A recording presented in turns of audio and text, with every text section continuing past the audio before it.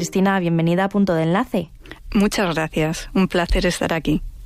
Cristina, eres psicóloga especializada en trauma en niños y adolescentes y vicepresidenta de la asociación EMDR España. Y además eres autora del libro Esculpiendo palabras en la arena, que ha publicado Desclés de Brouwer y en el que has trabajado con la ilustradora Zucene Seminario.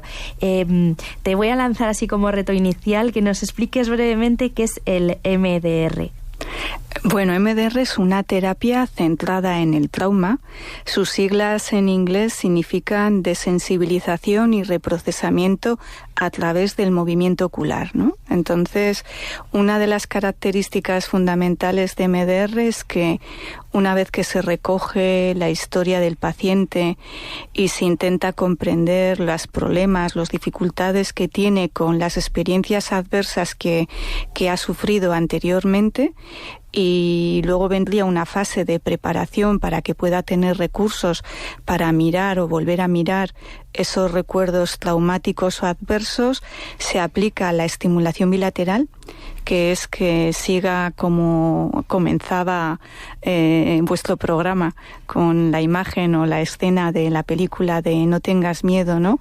Siguiendo los dedos del terapeuta para que se produzcan unos movimientos oculares muy similares a los que se producen en la fase del sueño REM, que es una de las etapas en las que estamos integrando las experiencias que hemos vivido, ¿no? Entonces, de esa manera se intenta facilitar la integración, la comprensión y la conexión con otras redes más saludables, más positivas que hayamos tenido de esas experiencias adversas, para que ese recuerdo pueda quedar consolidado y procesado de una forma más adaptativa.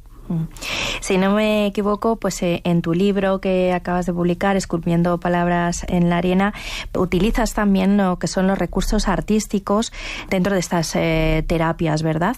Sí, así es. Una parte fundamental de ese libro está dedicado a la infancia más desprotegida, que vive pues situaciones de no seguridad, de tratos no adecuados, y cuando vamos a trabajar bien con esos menores o con adultos que han pasado por esas experiencias, la conexión emocional y poder nombrar todo lo que se ha experimentado es mucho más complejo, y ahí el arte nos facilita, ¿no? Nos facilita esa conexión. Para mí el arte tiene la facultad de convertir extraordinario lo ordinario, ¿no? De alguna forma.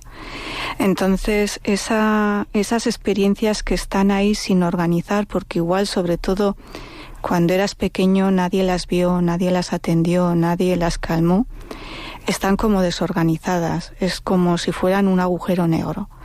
Poner palabras directamente es muy difícil.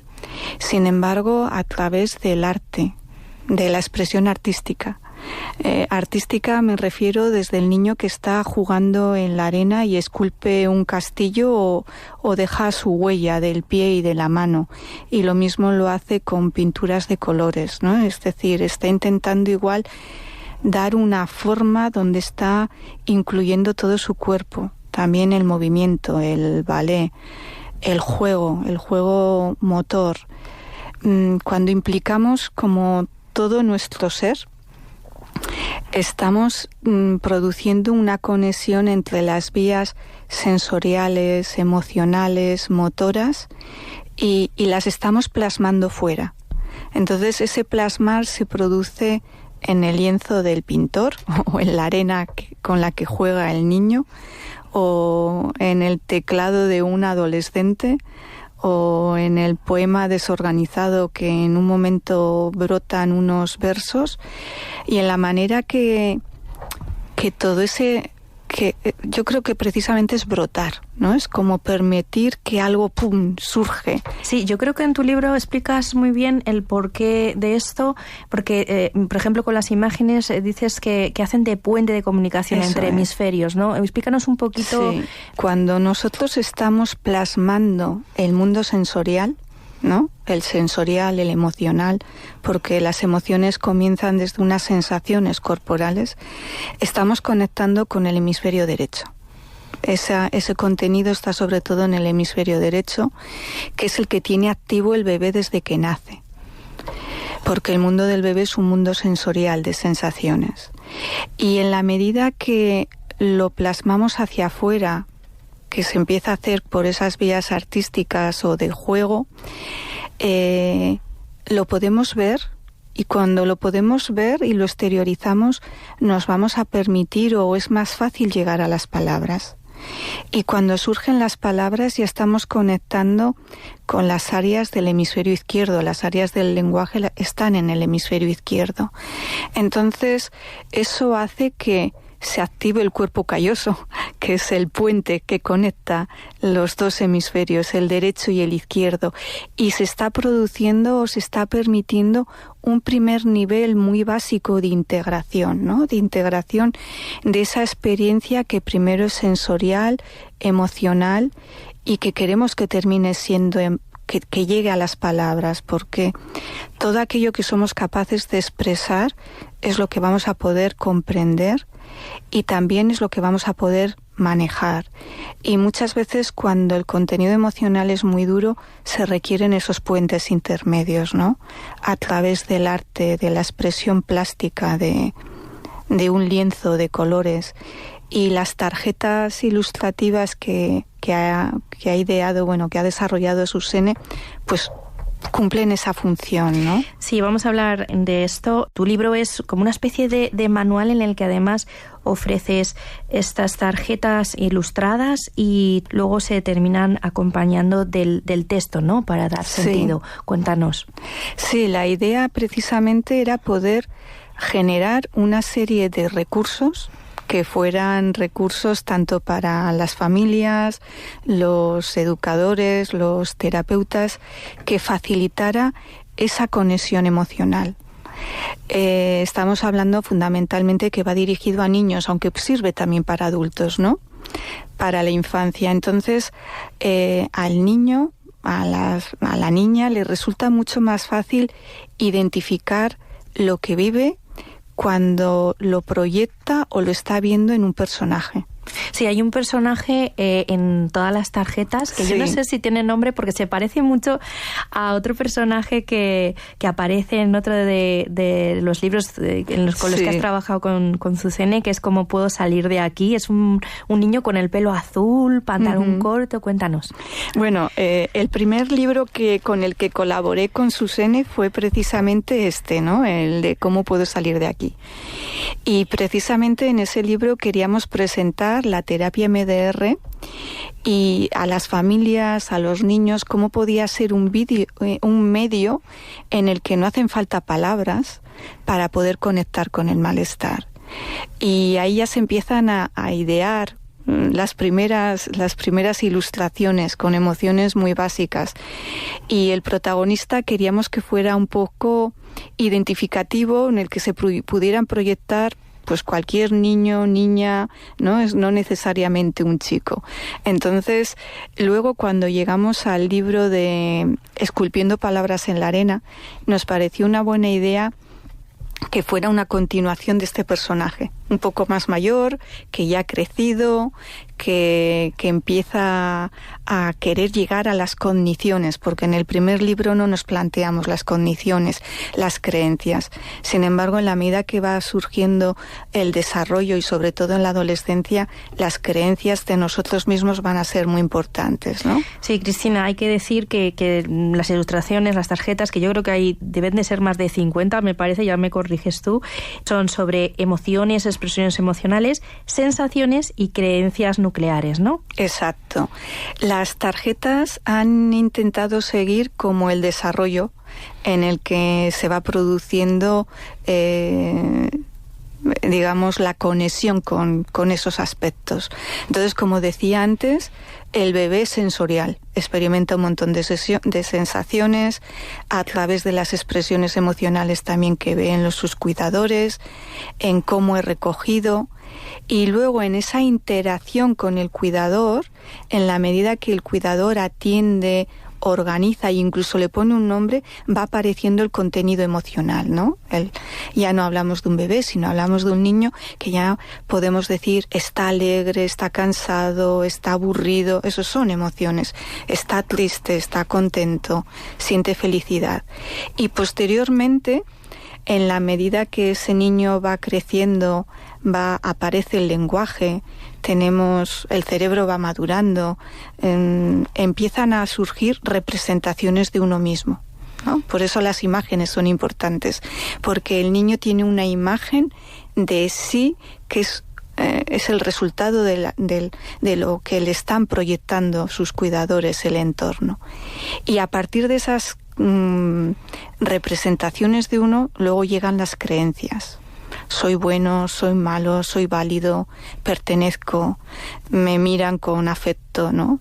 A mí las tarjetas de las creencias nucleares me encantan. Están representadas como si fueran pijamas, ¿no? Sí, ¿Por qué? Cuéntanos un poco cómo ha llegado esa idea a vosotros y cómo habéis elaborado las tarjetas. Mira, uno de los objetivos fundamentales es que el mismo personaje pudiera representar las sensaciones, las emociones y las creencias, ¿no? Porque nos encontramos mucho material que habla del mundo emocional, pero a la hora de hacer las representaciones son diferentes personajes que viven una emoción, una sensación, y muy pocos abordaban las creencias.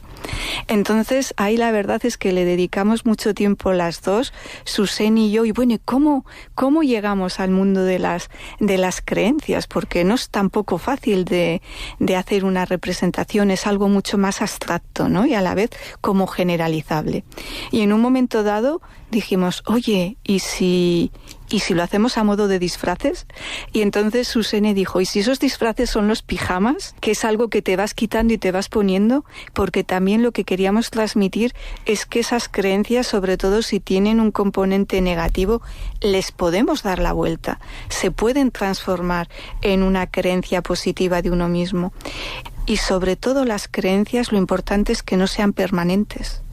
Nuestros estados son muchos, van variando, ninguna emoción, ninguna sensación dura para siempre, ni las positivas ni las buenas, tienen su ciclo, y que con las creencias que nos colgamos de nosotros mismos, que también demos esa oportunidad, ¿no? Que si nos hemos colgado una creencia negativa, no la hagamos parte de nosotros. Además, esas creencias son positivas y negativas, ¿no? Por ejemplo, tenemos la tarjeta de lo hago todo mal y aparece un personaje sentado en un pijama de animal perezoso, la cara triste. Luego está, hago las cosas bien, aparece el personaje con un pijama de ave, creo que es abeja, rostro satisfecho, gesto de abrazo a sí mismo.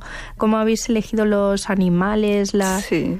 No solo ha sido interesante, ha sido divertido. Ahí hemos metido horas juntas, ¿no? Y viendo, bueno, esta creencia, ¿con qué la identificaríamos? Íbamos al zoológico, que en este caso era Google, ¿verdad? A buscar animales con los que viéramos cómo se podía, con cuál resonaba más la creencia. Y luego lo más importante, porque partíamos de la negativa, era buscar la positiva y que hubiera como un enlace, ¿no? Entre ellas. Entonces partimos de alguien que es como perezoso y terminamos en alguien muy hacendoso, que es la abeja, y que hace muy bien su labor, ¿no? Y en realidad cada personaje ha sido elegido con mucho mimo y con mucho cuidado, ¿no? En otros capítulos, pues lo que haces es contar un poco, pues cómo se utilizan, ¿no? Cómo podemos utilizar estas tarjetas en esta terapia, incluso ya luego también acompañados de lo que es el texto, utilizando el género literario narrativo del cuento también, ¿verdad? Y pones una serie de casos que no son reales, pero que nacen de tu experiencia, ¿no? Sí, así es. El libro es un viaje a través del desarrollo presentado mediante los casos. Entonces partimos con niños que han vivido la misma experiencia, que es un accidente de tráfico. Sin embargo, según cómo hayan sido las condiciones familiares, si han tenido unos padres sensibles que regulaban el malestar, pues cada niño o cada niña, porque hay tanto niños como niñas, ¿verdad?, en los casos, pues van a tener unas ventajas o unas desventajas para vivir y manejar esa experiencia traumática que ha sido el accidente de tráfico. Entonces, terminamos pues con el niño que ha tenido las situaciones más adversas, que está en un acogimiento familiar y que precisamente esa experiencia del accidente le vuelve a conectar con un accidente que había tenido su padre, porque bueno, no iba en buenas condiciones conduciendo, ¿no? Y cómo cuando conecta con su propio accidente, resuena la experiencia que había anterior. Y entonces mantenerse conectado con esas emociones y esas sensaciones es muy complicado. Va a requerir que haya adultos que le estén acompañando, y ahí las tarjetas o las ilustraciones forman un papel o hacen un papel de puente, facilitan que el niño se pueda estar identificando con ese personaje, que se pueda estar identificando con las expresiones que está viendo de esas sensaciones o de esas emociones, y que al identificarlas fuera las pueda ver dentro y les pueda poner un nombre, ¿no? Cristina, ¿cómo podemos conseguir este libro?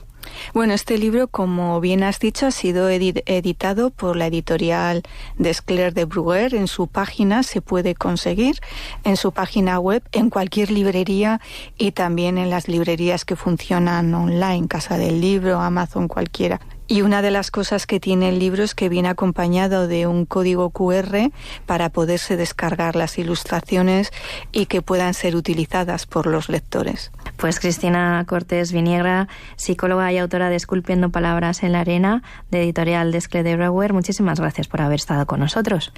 Muchísimas gracias a ti. Si me permites, quiero agradecer el trabajo inmenso de Susene. Sin ella este libro no hubiera sido posible.